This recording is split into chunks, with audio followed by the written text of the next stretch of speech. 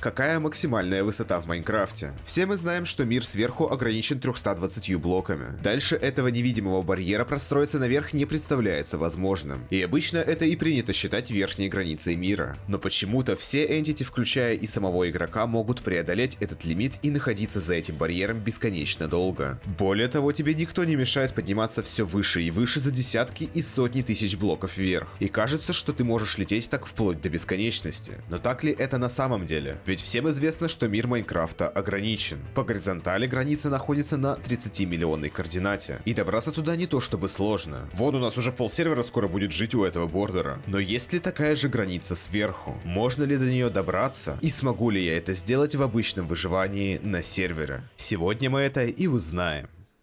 Задачка эта будет явно не из простых. Видите ли, длительные путешествия до обычного бордера хоть и долгая, но достаточно ненапряжная задача, ведь все, что от тебя требуется, это пройтись примерно так 250 часов по прямой. Конечно, есть куча способов ускорить этот процесс, но в любом случае единственное, во что ты упираешься, так это во время. И даже если у тебя что-то пойдет не так, ты всегда по пути можешь сделать перевал и поставить чекпоинт, чтобы не потерять свой прогресс. В нашем же случае такой возможности не будет. Ты не сможешь поставить ни одного блока, а следовательно нечем будет пополнить ресурсы. И при этом любая твоя остановка будет откатывать достигнутый прогресс из-за гравитации. Из чего следует, что весь путь в сотни тысяч, а может даже и в миллионы блоков надо будет произвести в один присест. Как это сделать? Ну, самый простой вариант, который может прийти в голову, так это взлететь вверх на элитрах. И этот способ хоть и сразу бросается в лоб, но в принципе он может оказаться довольно эффективным. Ведь элитры летят довольно быстро, особенно на максимальной скорости фейерверков, которые можно нафармить в огромных количествах. Но тут сразу же возникает проблема ограниченности инвентаря. В полет ты не возьмешь с собой шалкеры, ведь тебе банально их будет некуда поставить. Поэтому все, что ты будешь использовать, должно поместиться в карманы. А этого хватит примерно на 1,5 часа полета, что равняется 146 тысячам блоков в высоту. На самом деле это уже немало, ведь чтобы просто вернуться с этого расстояния, надо будет провести в свободном падении целых полчаса. Это даже и близко не походит на вершину мира, но будем считать эту точку нашим первым шагом.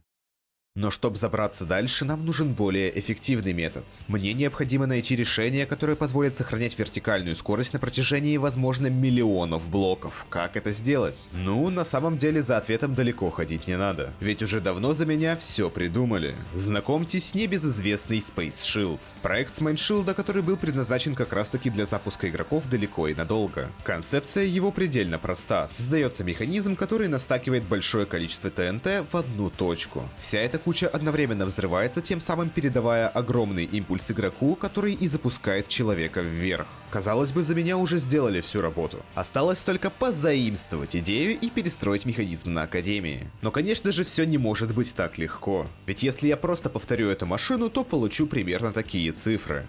8000 блоков! А это вообще не те показатели, на которые я рассчитывал. И проблема таких мелких результатов кроется в топливе, которое используется для полетов в этом механизме. TNT. Хоть это и является неисчерпаемым ресурсом, который можно добыть в любых количествах абсолютно за даром, так как оно спокойно дюпается, как и в любом дешевом топливе в динамите содержится ряд проблем. Первая из них — это неудобство в использовании. Видите ли, взорвать одновременно несколько тысяч TNT очень проблематично. Ведь чтобы это сделать, тебе надо построить огроменный механизм с тысячами дюполок, которые должны активироваться одновременно и закидывать TNT в одну точку. А это сильно ограничивает максимальные масштабы взрыва. Вторая же проблема — это малая мощность. Среди всех видов топлива, что мы можем использовать, TNT, пожалуй, самый слабый. И все эти проблемы вкупе ставят крест на использование динамита для подобного рода полетов. Особенно, когда есть сын маминой подруги в виде вагонетки с TNT, которая мало того, что в несколько раз мощнее обычного динамита, но и использовать ее в 1000 раз удобнее. Ведь тебе никто не мешает заранее поставить миллион вагонеток в один блок и использовать их когда твоей душе угодно. По сути своей, это идеальный вид топлива для наших целей, ведь в теории он не имеет ограничений. Единственное, что для этого требуется, это достаточно мощный сервер. И как раз таки мы проверим, сколько сможет выдержать Академия. Но прежде чем начать бахать, нам нужно решить одну проблему. Хоть я и назвал вагонетку с TNT идеальным видом топлива, все-таки у нее есть один существенный недостаток – дороговизна. Сначала может показаться, что все не так плохо, ведь порох, песок и железо – это ресурсы, которые всегда в избытке, и следовательно добыть их будет не так сложно. Но нам понадобится может быть не один десяток тысяч вагонеток. И как бы у меня есть и ферма пороха, и ферма железа, но если я буду фармить на них такое количество ресурсов, то мне придется профкашить примерно месяц. А это на минуточку 744 часа плейтайма. И тратить столько времени как будто бы не наш вариант. В принципе, я мог бы попросить эти ресурсы у других игроков. Хотя, если вспомнить, что на сервере нет ни одной фермы, которая могла бы обеспечить хотя бы один запуск. Поэтому мне ничего не остается, кроме как самому сделать лучшие фермы на сервере. Ура! Но перед тем, как начать создание любой хорошей фермы в Майнкрафте, нужно само собой сначала выкопать периметр. И с этого момента я мог бы начать рассказывать интереснейшую историю о том, как я бомбил дырку в земле на протяжении 100 часов, но давайте тактично скипнем до момента, когда периметр уже готов, и перейдем сразу к фермам. Мне нужны самые эффективные фермы железа и пороха, и вот лучшие варианты, которые я нашел для одного измерения. Почему именно для одного измерения? А потому что я играю на Академии, где если в аду будет находиться хотя бы один человек, адская сторона фермы просто перестанет работать. А поскольку Nether используется всеми игроками как основной источник путешествий по миру, то примерно 50% времени ферма просто не будет работать. Это, конечно, можно пофиксить, просто поставив два аккаунта в обоих измерениях, но, к сожалению, на Академию мне дали только одну проходку. Да и если честно, фермы на порталах мне уже порядком надоели, так как они все строятся и выглядят абсолютно одинаково, лишая фермы той самой души. Поэтому остановимся только на одном измерении. Вот фермы, которые я выбрал. Ферма от Ауригаса на 100 тысяч железа в час и ферма от Эльманга на 500 000 пороха в час. По моим подсчетам, этого как раз должно хватить не только на полеты, но и на то, чтобы обеспечивать этими ресурсами весь сервер абсолютно за даром. И по идее, можно уже приступать к стройке. Но я не учел один малюсенький моментик. Видите ли, на ферме железа находится примерно 756 жителей, а на ферме пороха 1600 лодок и 1600 вагонеток. Уже по отдельности это нехилое количество entity. А знаете, что будет, если эти фермы соединить друг с другом? Правильно, серверу пизд. Да и построить их будет просто физически невозможно, ведь примерно на половине стройки мой FPS остановится на стабильной единице. Поэтому лучше поумерить свой пыл и уменьшить эти фермы раза так в 4. Они все еще останутся очень эффективными, но их хотя бы сможет потянуть сервер и мой ПК. Ну, в общем-то, еще через часов 50 я перенес ослабленные версии ферм на Академию. И теперь у меня есть стабильный приток всех основных ресурсов, которые мне нужны. За исключением одного. Песок, наверное, самый сложный компонент для моей задумки. Ведь в Майнкрафте еще не придумали ни одного бесконечного источника песка. Само собой, дюб не считается. Так что все это придется добывать ручками на протяжении десятка, а может и сотни часов. Сказал бы я, если бы не знал о существовании песочного карьера. Машинки, которая в автоматическом режиме может выкопать всю пустыню, при этом собрав абсолютно весь песок. И сделать это раз так в 10 быстрее, чем обычный человек. И строится она на удивление очень просто. Ведь состоит из ресурсов, которых у меня и так всегда в изобилии. Поэтому я без напрягов нашел подходящую пустыню, построил механизмы за часиков так 6, и за пару часов работы карьер добыл мне 200 тысяч песка. Мог бы и больше, но для этого надо найти прям хорошую пустыню. А мне просто было лень. Ну вот теперь все ресурсы точно добыты, а значит наконец-то пришло время для начала тестов. Место для испытательного полигона я выбрал достаточно символическое, прямо над моей старой взорвавшейся ядеркой. Что за ядерка? А ты бы знал о ней, если бы сидел у меня на стримах. Я там бываю, когда не делаю видосы, то есть достаточно часто. Ссылка в описании, залетай. В общем, сперва нам нужно узнать, сколько сервер в принципе сможет выдержать вагонеток с TNT в одной точке. Для этого я построил небольшую загрузочную станцию, как видите, получилось это далеко не с первой попытки, и начал закидывать сотни майнкартов на активирующую рельсу. Так, я закинул чуть меньше 1000 вагонеток, и уже начали виднеться первые просадки ДПС. Ну, пока что нормально, вроде жить можно. Ой-ой, еще спустя 300 entity ДПС упал почти в 2 раза. Нездоровые звоночки.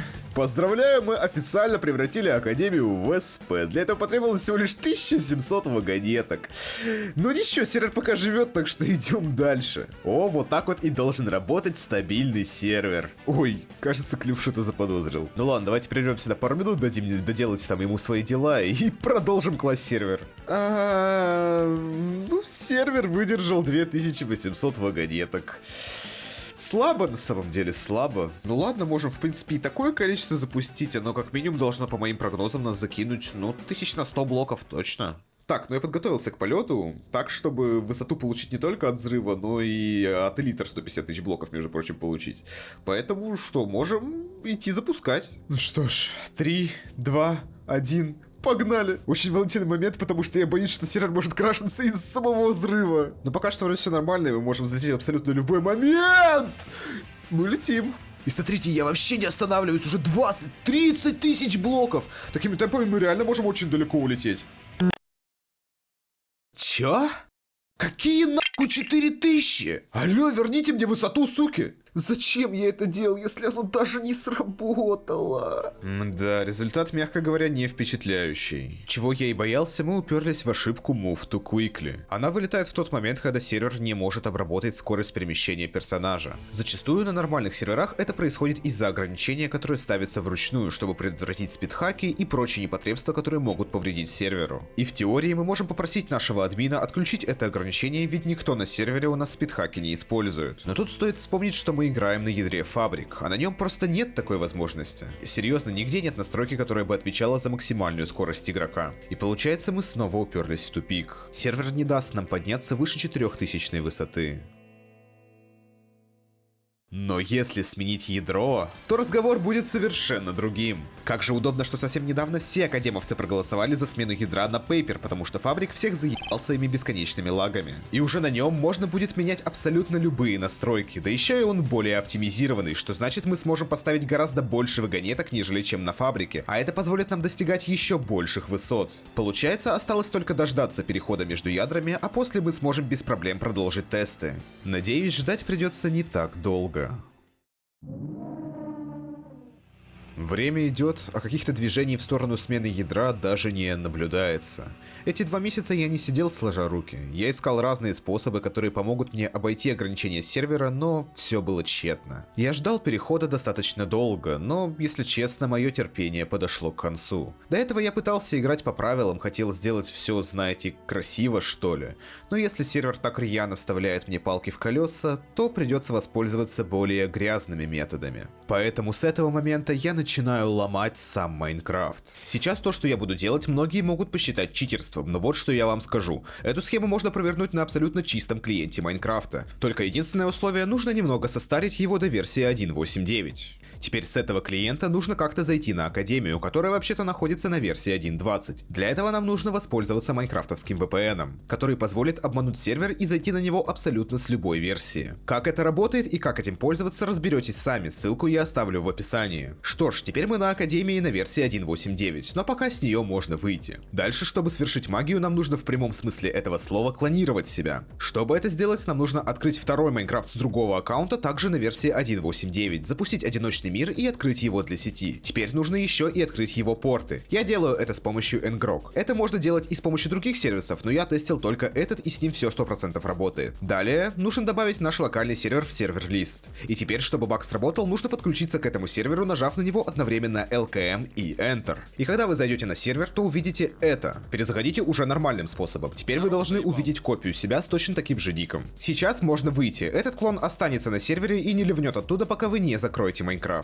Теперь можно снова заходить на Академию, и все готово. И теперь я объясню, что мы сделали и что это нам дает. Видите ли, сейчас мой персонаж подключился к 2 серверам одновременно с одного клиента. Обычно в Майнкрафте такого физически быть не может, но мы это сделали. Этот баг называется Double Join или Shadow Player Glitch. Подробнее о нем можете узнать из этого видео. Формально его пофиксили в версии 1.20, но поскольку этот баг клиентский, то если зайти с более старой версии, то его можно использовать абсолютно на любом сервере. Для этого мы и заходили с версии 1.8, где этот баг легче всего и провернуть. Теперь, что же это нам дает? Если на нашем локальном сервере со второго аккаунта я пропишу своему персонажу креатив, то он передастся и на Академию. Но не спешите радоваться, ведь он не позволяет доставать оттуда вещи, и ты даже бессмертия не получаешь, потому что все же официально на сервере креатива у нас нет. По сути, все, что это тебе дает, так это легальный флай, но я напоминаю, только за него уже можно отлететь в бан на большинстве серверов. Также этот баг позволяет нам телепортироваться. густа. Эта фича тоже сильно ограничена, и ты не можешь тэпнуться никуда за пределы прогрузки. К примеру, на Академии я не могу переместиться дальше 12 чанков, это около 192 блоков. Звучит не густо, но если вспомнить, как работает прогрузка в Майнкрафте, то можно понять, что по вертикали никаких ограничений нет.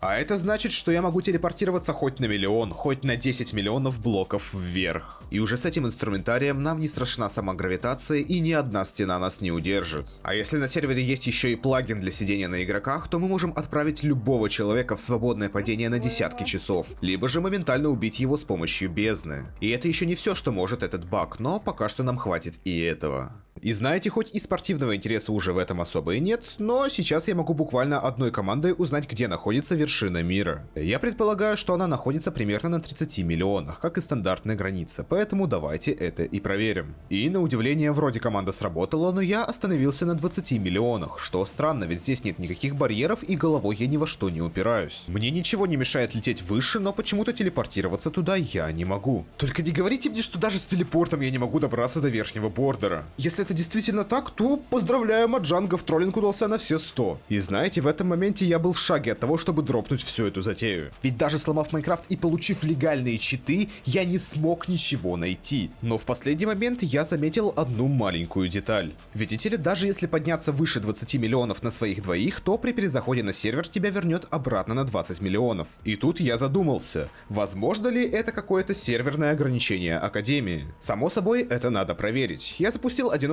мир на версии 1.20, и, на мое удивление, здесь у меня вообще не сработала команда на телепорт выше 20 миллионов блоков. Вот оно, походу мы все-таки нашли его, подумал я, и тэпнулся чуть ниже, но увидел ту же самую картину, что и на сервере. Я ни во что не упираюсь, могу лететь дальше без каких-либо ограничений, но при перезаходе в одиночный мир опять возвращаюсь на 20 миллионов. И тут я решил посмотреть, как это выглядит со стороны. И как я и предполагал, с перспективы другого игрока ты не поднимаешься вверх, а просто стоишь на месте, хотя в данный момент я зажал пробел. Получается, все-таки это и есть та самая верхняя граница. Хоть она и максимально скрыта от глаз, но все же она находится здесь. Теперь можно наконец выдохнуть, ведь хоть и не совсем честным способом, но мы достигли вершины мира в выживании. И на этом моменте можно было бы уже заканчивать ролик, но кое-что мне не дает покоя. Почему на версии 1.8.9 мне дало телепортироваться выше 20 миллионов блоков? Очевидно, что там просто другая граница, но когда она была изменена и какая максимальная высота на старых версиях, это я захотел и узнать. И вот краткий результат моих исследований. Впервые границу в 20 миллионов блоков сделали в версии 1.16.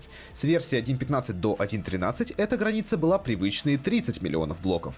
Только этот бордер был намного жестче, чем он есть сейчас. Ведь если в этих версиях пролететь выше границы, то ты просто сломаешь себе мир. Прикольно, да? С версии 1.12 по 1.9 верхний бордер я так найти и не смог, так как в этих версиях ограничена телепортация. Но это не страшно, ведь самое интересное нас ждет в версии 1.8.9. Ведь вы там не найдете бордер ни на 20, ни на 30 и даже не на 100 миллионах блоков. В этой версии вы можете телепортироваться хоть до таких значений, и это не будет пределом. Но интерес кроется конкретно в одной координате. 36 квадриллионов, 28 триллионов, 797 миллиардов, 18 миллионов, 963 тысячи 976. Что в ней такого особенного и что ее выделяет среди других? А все просто, именно с этого значения в Майнкрафте полностью отключается гравитация. Вы можете находиться на этой высоте и выше сколько угодно времени, и при этом не будете падать. Если сюда как-то забраться, то обратного пути уже не будет. И вы понимаете, что это значит? Мы нашли открытый космос в Майнкрафте. Но есть ли смысл подниматься еще выше и исследовать бескрайные просторы вселенной? Или пусть это и дальше остается тайной?